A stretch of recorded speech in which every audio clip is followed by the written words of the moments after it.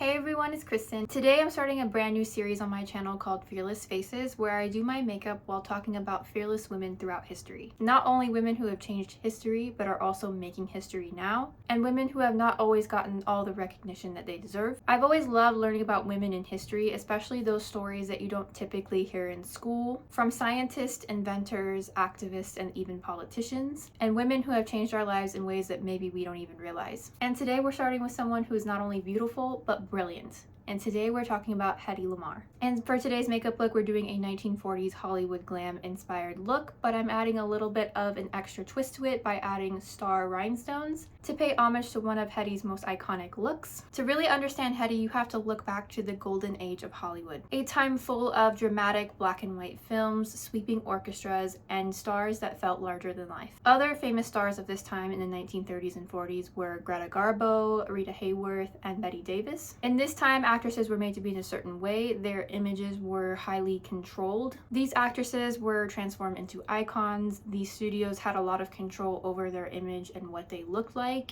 and these women were measured a lot by their beauty and what they looked like. Hedy was said to be the most beautiful woman in the world, but what people did not see was the beauty of her mind. While people were watching her on screen, she was interested in things like radio frequencies, torpedoes, and how to defeat the Nazis. Being known for her beauty, she was known for her captivating eyes, beautiful porcelain skin, and dark hair. During this time period, the makeup that they would wear would usually be a matte face, thinner brows, dark kind of smoky eyes, and red lips. And lipstick was actually a form of patriotism in World War II. It was said that Hitler felt like red lips were vulgar, and so he banned it in Germany.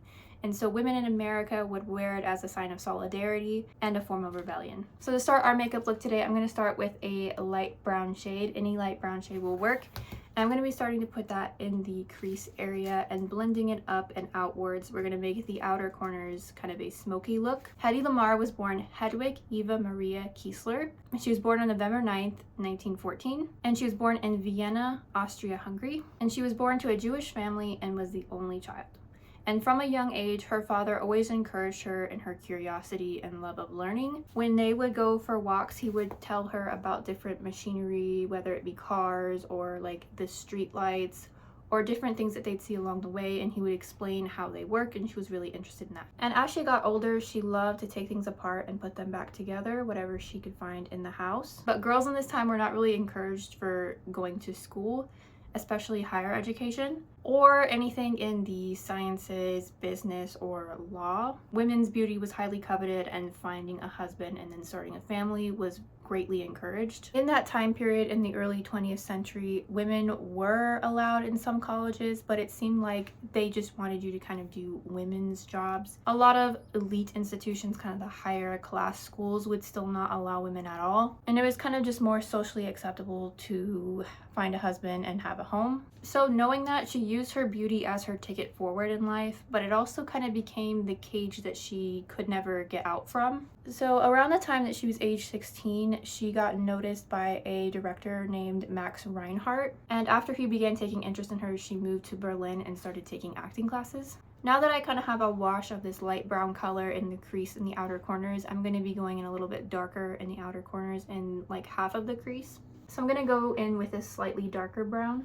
At the beginning of her career in 1933, she starred in a film called Ecstasy, and this film would go on to haunt her for the rest of her days. It included nudity and simulated intimate scenes that people of the time did not like. This type of thing was unheard of in the 1930s in movies, and it was so controversial that it got banned both in Germany and the US. What I find kind of crazy is that the people of this time so harshly judged her by the role that she played. It's kind of interesting to think about that type of thing happening today, like a famous actress playing in a role of like a villain, and then we then as the audience treat her like we would treat the villain, rather than knowing that it's just a role she is playing and that there is separation from the art and the artist. And I feel really bad that she was treated this way and seen as a bad person just because of what was happening in this film. I wish there had been more advanced thinking and that she would have not been treated this way.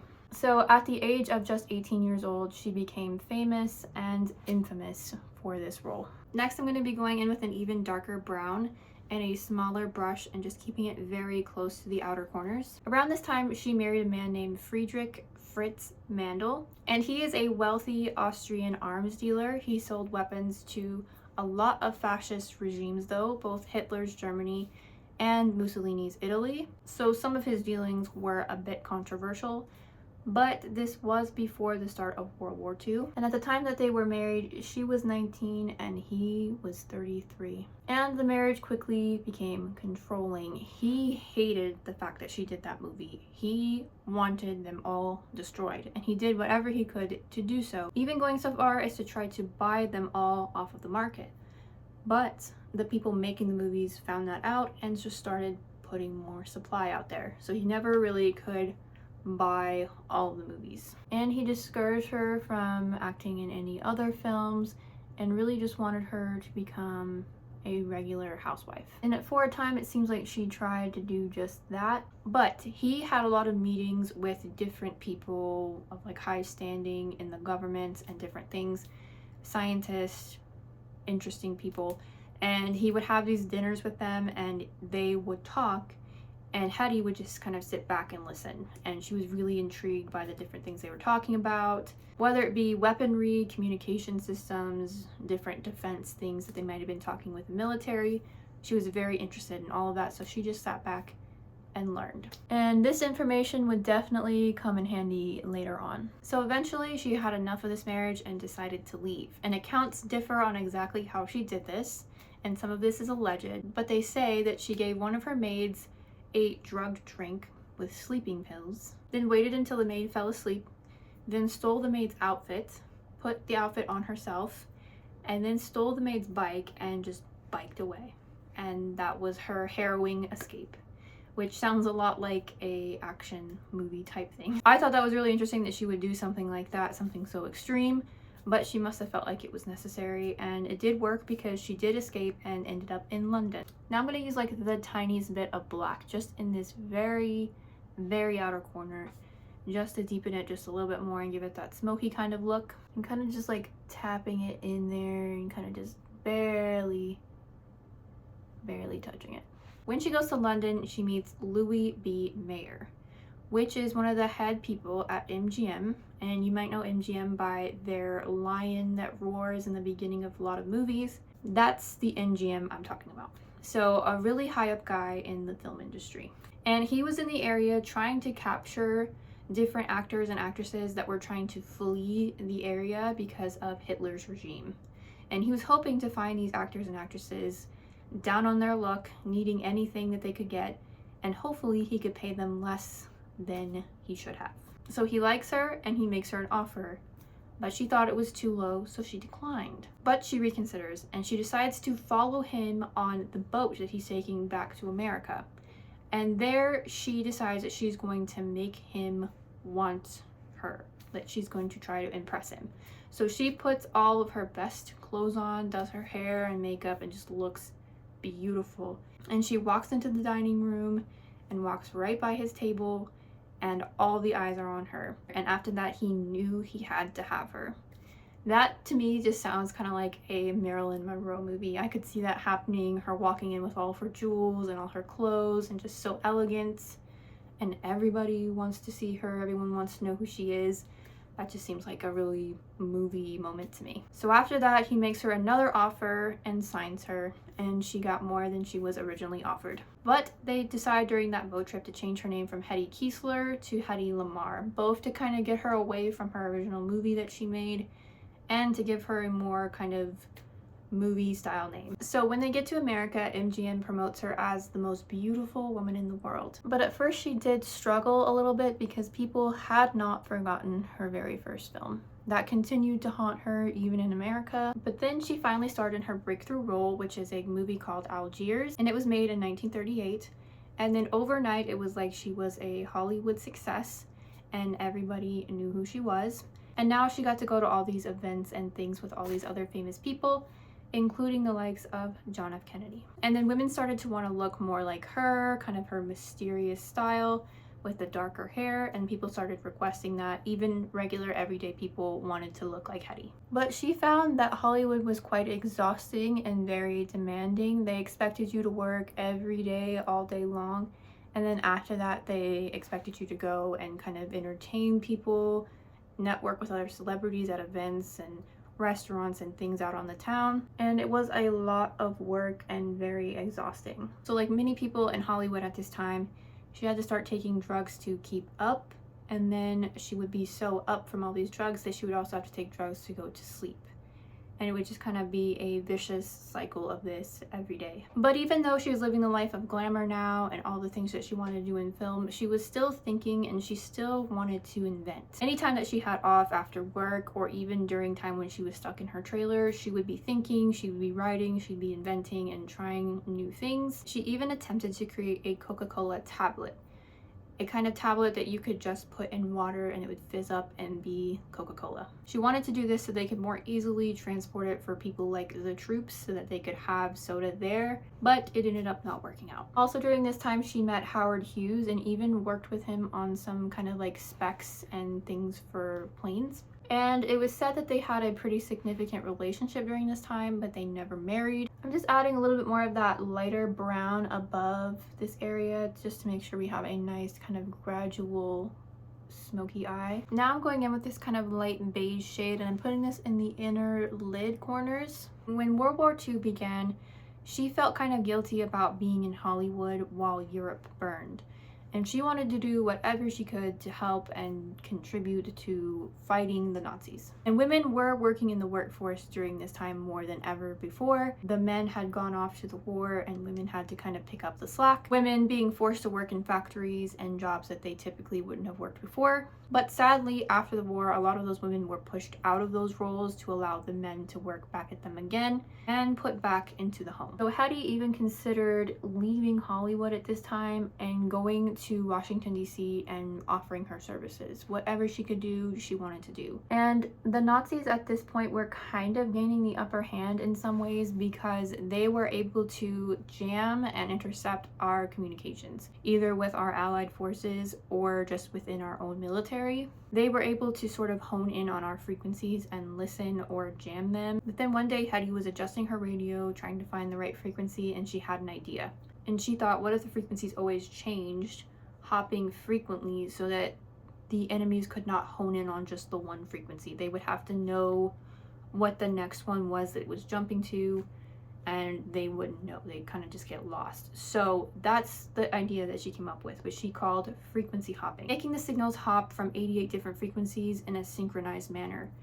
That way both ends could know like which one to switch to next, and it would kind of automatically do that. I think that's kind of how I interpreted it. I'm not really sure. So with this idea, she partnered with this man she knew, George Anthonil, and he was a well-known and kind of avant-garde composer. He's a little out there, a little different, but he knew a lot about synchronized piano players.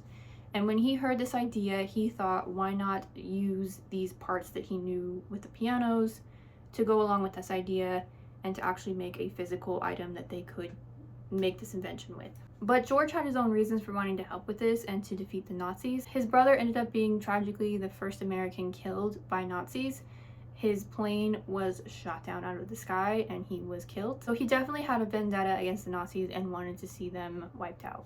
Putting a little bit of that darker brown, not the darkest, but like the medium brown right on the lid here, blending into the beige. So with both of their different knowledge on different things, they came together and made this invention. And then on August 11th, 1942, they got a patent approved for this technology and they immediately submitted it to the government. But the Navy rejected it. They reportedly thought it was impractical. And then they told Hedy, if you want to really help with the war, what you can do is sell war bonds. Essentially saying, leave the science to the men. But she wanted to do whatever she could to help the war efforts, so sell war bonds she did. Okay, now for the eyeliner. Eyeliner is very popular at this time, so I'm definitely going to do an eyeliner with a sort of wing. I personally like to use a thin brush and like a long brush. I find I have more precision and control with something like this. totally up to you. You could also use a pencil, a pen, whatever you typically use to make a wing eyeliner is fine. So I'll do like a quick little montage so we can get on to the rest of the story.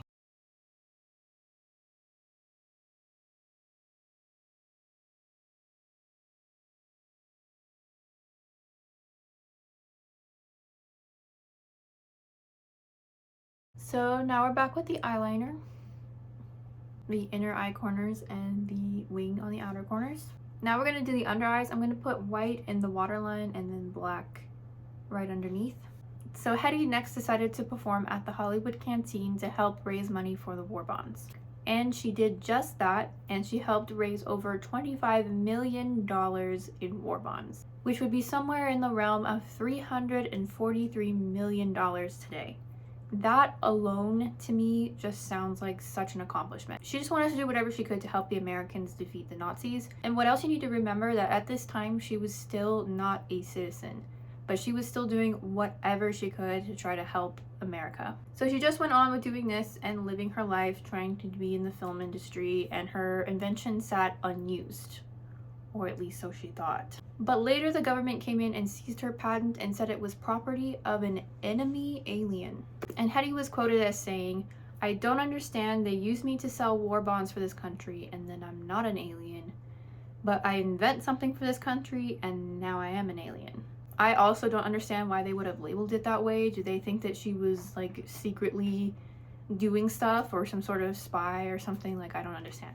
And at this time there was a man named Robert Price, and he had this theory that she did not come up with this idea on her own, that she must have picked up these like secret communication technology things from the people that she had listened to way back in the day when her husband had those meetings. Or he thought that George had come up with this and just simply put Hedy's name on it because she was a famous person that he knew, and that would get like publicity for his patent.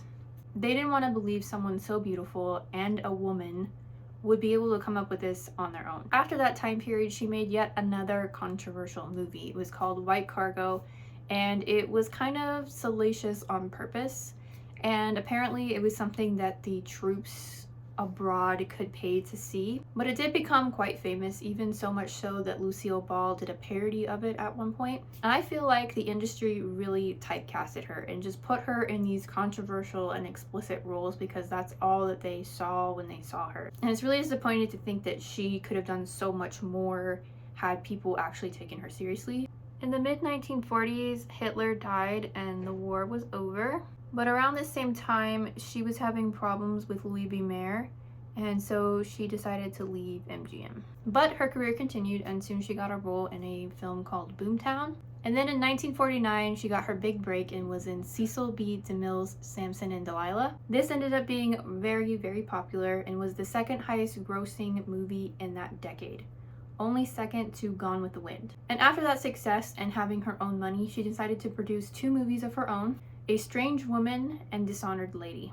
Then she gets married to her third husband, John Loder, and she has 2 children, 1 boy and 1 girl. After that Samson and Delilah movie, she really took a lot of learning from that and like what they did right with that movie.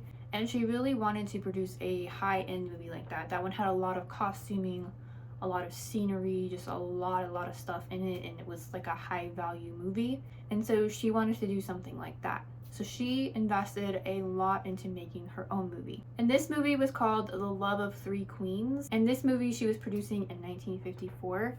And she decided that she was going to play all 3 of the major female roles. A lot of people thought that this movie was kind of poignant for her and kind of close to her heart because it was about beauty getting in the way of love. And this movie was a big project and she spent a lot of money. And then after producing the whole thing and getting it finished and ready, she found that she could not get distribution for it. It was rumored that Louis B. Mayer may have had something to do with this and maybe had blacklisted her in the industry, but no one really knows. Now I'm just putting on some mascara and I will be adding false lashes later. So for the face, I'm using foundation. I'm going to be using a little bit of contour.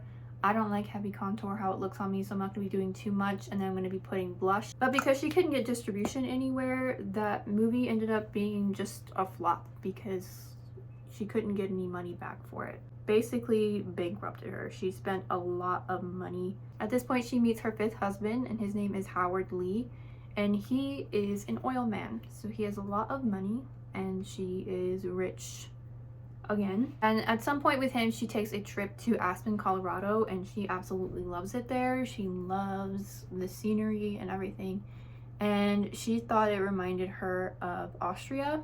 And so she wanted to open a like ski resort or like an inn, and she convinced him to buy her one. And then she kind of like redid it and made it to her liking, and she made it kind of themed in an Austrian theme. And it did very well, and it was kind of like a high-end ski resort, and she really loved that. She really loved that place. She really put her whole heart into that, and she named that Villa Lamarr. But her relationship with her husband ended up not being good again, and he ended up being an alcoholic. And she decided to get divorced, and she said all she wanted in divorce was Villa Lamarr, and then he could have everything else. That's all she wanted. And she said that this ended up being one of the darkest times in her life, because during the time that she was having a divorce, her son got into a really major car accident and he had to be in the hospital. And while she was in the hospital dealing with that, helping her son, trying to hope that he came out of this okay, she ended up being summoned to testify about this divorce. And she really didn't want to leave her son, so what she did was she asked her body double to go on her behalf and show up in court for her. And the judge caught on to this, or the husband was like, hey, that's not her. And the judge got really mad that she was trying to pull this, and punished her for this by pretty much giving her nothing in the divorce settlements, including Villa Lamarr. She ended up losing out on that. And after that, she kind of became a different person, and she was known to have had kind of like a mental breakdown at this time. After this, she ended up having 2 more husbands, both of which only lasted under a year. Men of this time didn't know what to do with a woman like her. She was so ahead of her time. She was industrious. She wanted to be in business however she could. Her villa, making movies, producing movies, being in movies. She could raise money. She could invent things. Like, she was a woman beyond her time. Like, she just could do anything if she set her mind to it. And I feel like the men of that time did not expect a woman like that, and didn't know what to do with a woman like that, didn't know how to love her, didn't know how to see her. And I feel like no one really saw her for who she was.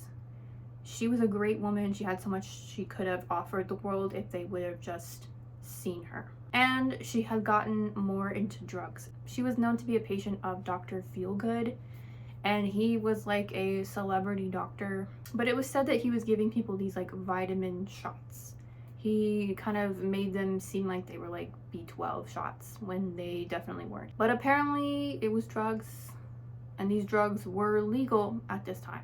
Then in 1966, during this time where she was taking these vitamins, she was arrested for shoplifting. And it was said even though she had $14,000 on her, that she stole $40 worth of merchandise. This case ended up going to trial, and she claimed it was a misunderstanding, and she was acquitted. She became even more volatile during this time. Her kids said that she was kind of erratic, and she was supposed to appear in another movie called Picture Mommy Dead, and they ended up giving this role to Zsa Zsa Gabor instead of her because of that arrest. They knew about it, the kind of media knew about it, and they didn't want to be associated with her after that. Then she was approached by like a ghostwriter that wanted to write her biography, and it was called Ecstasy and Me.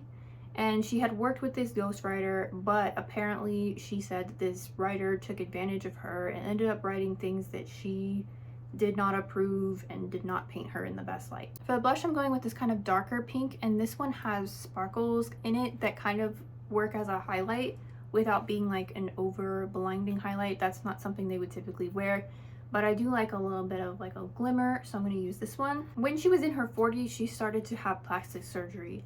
And when she had this plastic surgery, she would find out so much information about it before having it done that she would even be giving the surgeons suggestions of how to do it. And they ended up taking her advice and saying that they had never done it this way, but it was kind of like a better way. So she was kind of telling them what to do. When she got this surgery, the media was really mean to her. They started making a lot of comments about her aging, and people would say things like, oh, you were so beautiful. Were so beautiful. Not saying that she is so beautiful. And one newspaper printed that she was so old and ugly now that you wouldn't recognize her, which I think is despicable to talk about anybody that way. And imagine like being her and being revered for your beauty and only your beauty for so long. You had so much to give the world, but that's all they ever wanted to see. And then you feel as though you're losing that and people are telling you that. Like, I can't imagine the pressure on her to remain young and beautiful. I'm trying to keep kind of like a bold blush high on the cheeks here. And years later, she had even more plastic surgery that did not go well. And after this, she began to hide away and become more of a recluse. And all of this time, she never received any recognition or payment for her patents. And as far as she knew at this point, it hadn't been used. For lips, I'm doing a classic red lip. And for this, I'm using the Sushi Glow lip tint, and this is in the shade Bella Swan.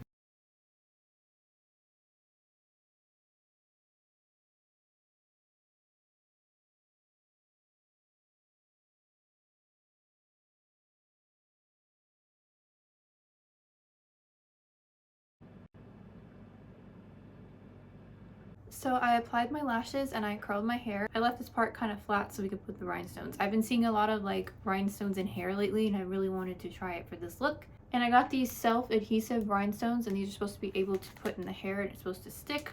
And I hope that they do stick to the hair because I would rather not have to put eyelash glue, but we'll see. Then I also have the regular rhinestones, and then I have some star rhinestones. So the vision I have for this is having like rhinestones a little bit kind of above here and below here, and then kind of going into the hairline. So at this time, Hedy's having hard financial times, and she thinks again about her patents, and she says like, whatever happened with that? Can I get that back? Can I make some money from it? Anything like that. And in 1969, she asks her friend that's in the Navy if he can find out any information about it, where it's gone, what she can do with it, all that. And she found out it actually was being used.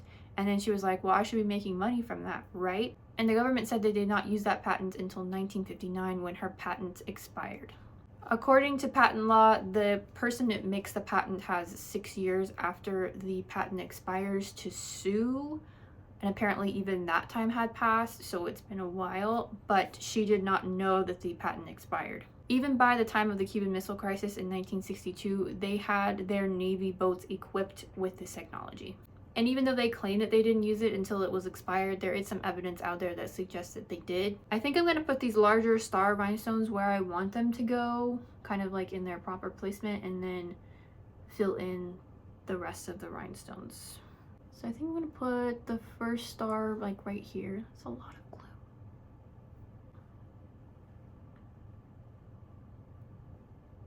Okay. And then another one a bit higher, right about there, I think. Even after telling her that this was an impractical invention, that it would never work, that they didn't want it, now they're using it in a lot of different things. This patent was not only the basis for the frequency hopping communication systems, it also led to Bluetooth and Wi-Fi. The estimated market value of her invention is $30 billion.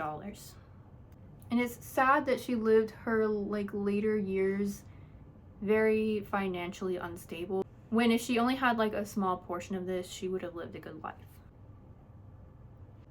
And then not only that, they never like recognized or thanked her for that at the time.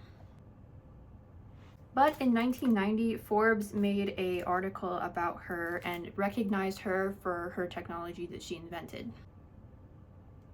And when people saw that and saw who was responsible for making that technology, people were kind of shocked. Like, they didn't know that she had been doing any of that.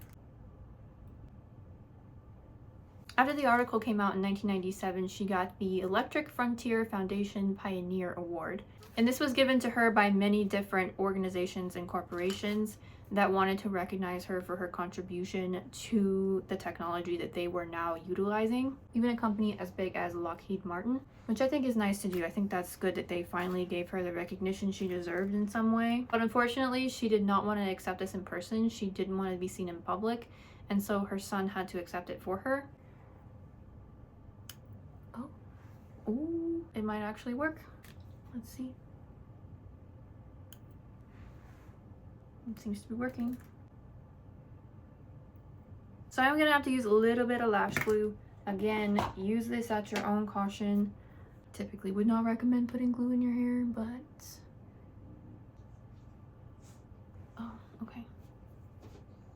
What do we think? One of these smaller stars right there, just to kind of bridge the gap.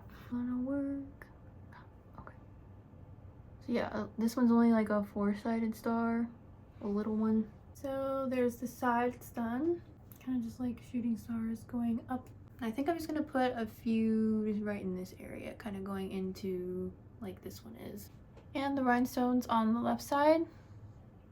And to conclude Hedy's story, she died in 2001 on January 19th at the age of 85. And in 2014, her and George Antonell were honored by being inducted into the National Inventors Hall of Fame. And I'm happy that she finally got some recognition, even if it was later in her life and after her life. I wish more was done and that she got some money for this, especially when she needed it later in life. I feel like someone that's created something that's so important that we use now almost every day with Wi-Fi and Bluetooth, that person should have been recognized when they made that invention.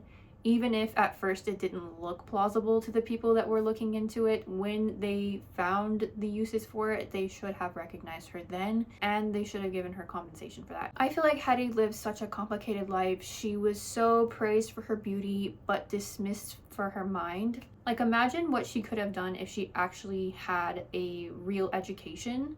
If she had been allowed to study with other people of her caliber, people that also were smart and industrious. She could have consulted with the military. Like, she could have created so many more things than she ever got the opportunity or chance to, because she just wasn't in the right rooms. And it's amazing that she cared enough to try to make something like that. Like, she didn't have to do that. She was an actress. She already had her job. She didn't have to do anything like that. And the fact that she did not go to college, she had no real schooling, and she just came up with this on her own, just shows you how smart she is. Like, I can't even imagine making something like that. She just lived in a time that didn't know what to do with someone like her. She was just so ambitious, so smart, so strong. She just wanted to do all the things she wanted to do, and she wasn't going to let anybody stand in her way. She invented things, she produced, she was a mother, she made businesses. She just did so many things that are so important, and I feel like people just saw her for what she looked like. And I feel like she could have contributed so much more to this world if someone would have just actually listened. Her story makes me think of how often women are underestimated and just looked at for their beauty and not for their mind. I hope it stands as a reminder that women can both be beautiful and genius at the same time. If you enjoy celebrating fearless women and would like to support the new generation of innovators, consider supporting organizations that open doors for women in science and education, like Society for Women's Engineers, an organization that supports women in engineering and technology with advocacy, scholarships, and community, helping women persist and thrive in careers where they've been historically underrepresented. Links are in the description if you would like to contribute. If you like this video, be sure to subscribe so you can see the next Fearless Face episode. There are so many amazing women's stories that deserve to be heard. And if there's a woman that you'd like to see featured, let me know in the comments. Thank you guys so much for watching, and hope to see you guys again soon.